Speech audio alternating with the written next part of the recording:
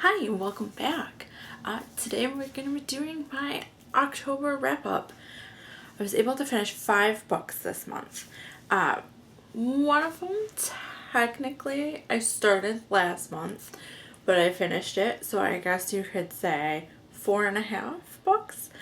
And there was one book that I just completely decided to DNF for this month. So I thought we would just let's go ahead and start with that one. Sad news first, right? I decided to DNF The Haunted Nights. It's a collection of short stories. Unfortunately, the first 3 to 4 stories that I read just did not grasp my interest. And I just couldn't get into it. And instead of trying to force myself to complete something that I knew wasn't going very successful, I decided just to go ahead and shelf it for this month. I don't want to completely throw it away, but for just whatever reason, I just could not get into those short stories. And then, so the next one is the one that I started in September for the Buzzwordathon, and I ended up going ahead and finishing it in October, was The Night Shift by Stephen King, which is just a collection of his short stories. I loved it. I gave this one 4 stars. Obviously, not every short story was a hit, but there was quite a few in here that were totally hits for me, and I'm going to be giving some of his full-length novels a chance in hopes that maybe I can finish one of those. But so far, I really like his short story collection. The next one, I don't have my copy with me. I let my sister borrow it. We did for my family book club, and that was One by One by Ruth Ware. So this one is like a company retreat to the Alps. There's an avalanche. They get, snowed in, and people start dying. I gave it 3 stars. I'd say it's probably closer to like 3.5 stars. Goodreads doesn't do half stars, which I think is so silly. It was alright. I liked it. I liked the pacing. I liked the writing. I didn't think it was too bad. I enjoyed it. It was quick. I think I got it done in a weekend. So yeah, I did like the pacing. I liked the writing style. I found it easy to read. I found it kind of in the vein of like an old school classic mystery thriller. I did like the twists. I don't know. I feel like there is still something lacking. I don't know what exactly it is, but there is still just something lacking. But I enjoyed it. It was really crazy. The results of the opinions on who liked it and who didn't were very mixed within my little family group. There. My mom absolutely loved it. My mom loved it. And my aunt hated it. So, and then I felt like me and my sisters felt a little somewhere in the middle. So it was very interesting to see, just even within, let's see, there was 6 of us on that Zoom call, and just the different opinions of this book were very vast. That was really interesting to see. And then the next book I finished for my neighborhood book club was the 10,000 Doors of January. So I did end up giving this one 4 stars. I loved it. Everyone in the book club also absolutely loved it. We all did have the very similar issue of it was very difficult at the beginning to get into. I ended up, so this is also a book within a book, which I don't mind that. But I got a little confused, and with the audio, because I did it in audio, I started doing it with the audiobook, and I found it, I don't know, I found it hard to just get into and focus on it. And so then one of the other ladies in the group let me borrow her physical copy. And so I started reading the physical copy of it. And then when it got to the book within a book part, I listened to that part on audiobook.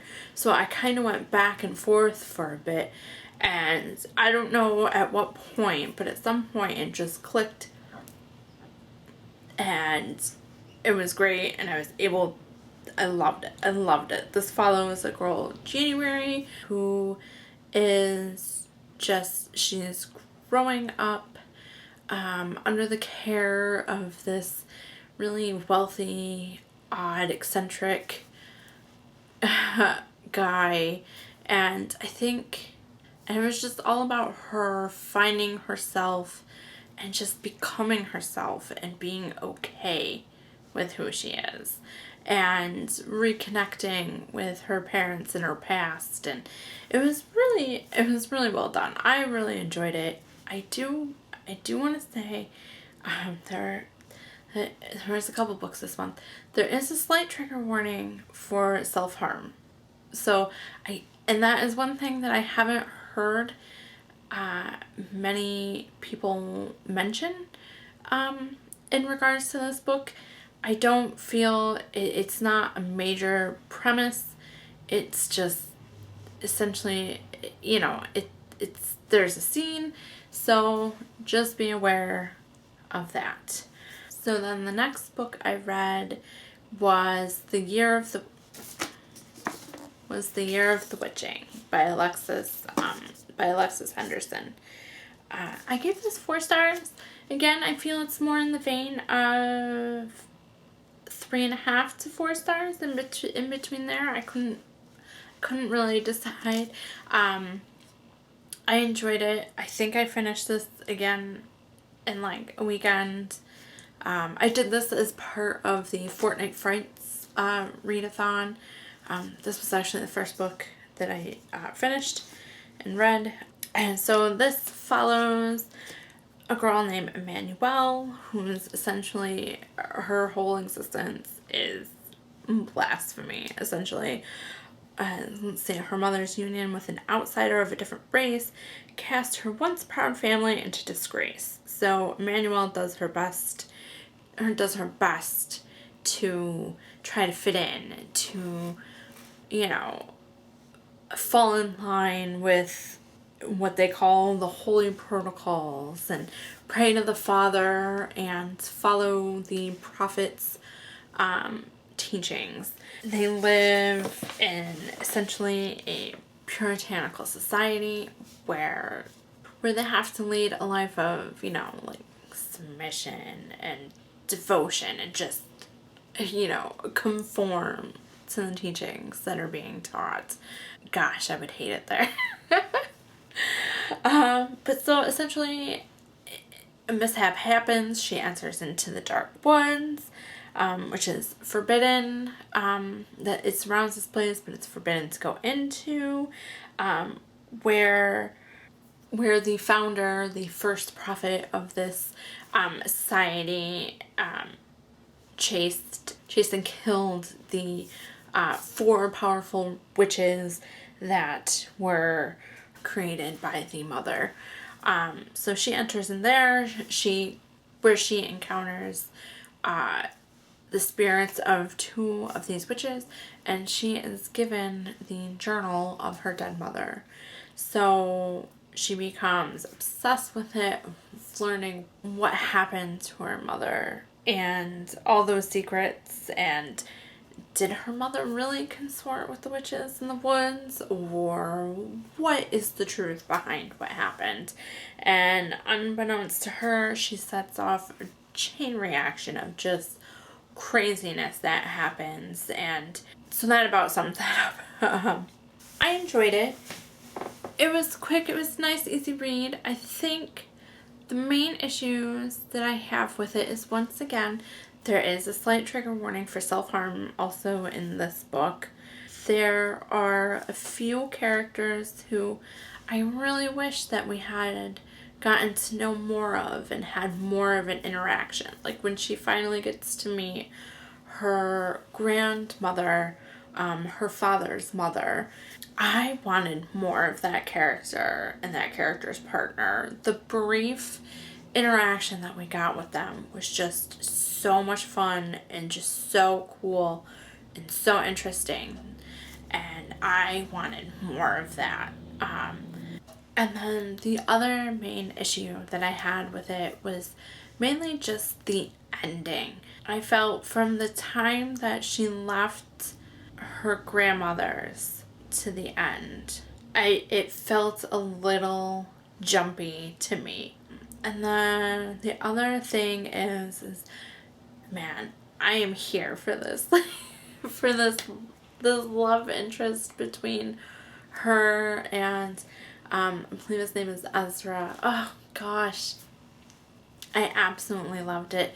Also, I really wanted more about her and her growing into herself, into her powers, so to speak. But I did watch the live stream that Seiji from the Artisan Geek did with Alexis Henderson. And from my understanding, this is going to be a duology.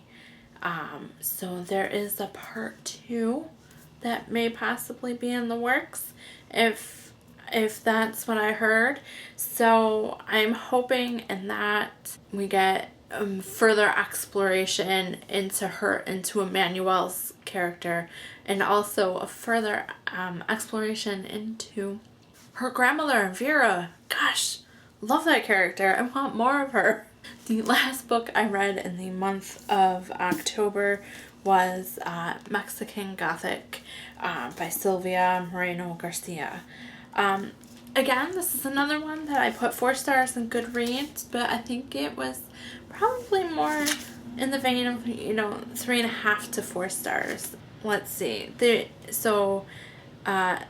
Noemi and her family receive a letter from her cousin, who has married this white English dude named Virgil, and just has completely moved away into the middle of nowhere in a place they call High Place. They receive a letter from her cousin, and it's just very erratic and very disconcerting.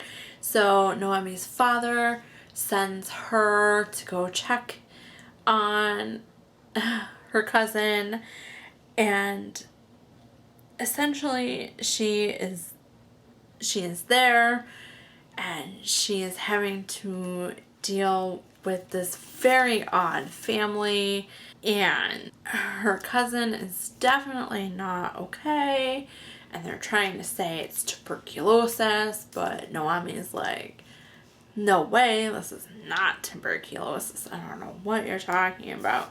But then just things start getting weird. She starts having weird dreams and sleepwalking again. And yeah, I don't want to go into too much further detail because I don't want to spoil the twist if you haven't read it. This is definitely a weird sort of book. I didn't mind the twist. I saw people who had absolutely hated the twist. I didn't mind it. I kind of liked it. Once again, I felt that I loved the writing of this, but I'll be honest, I struggled with the first third of the book. And I think the problem for me was that previous to reading this, I had read The Year of the Witching.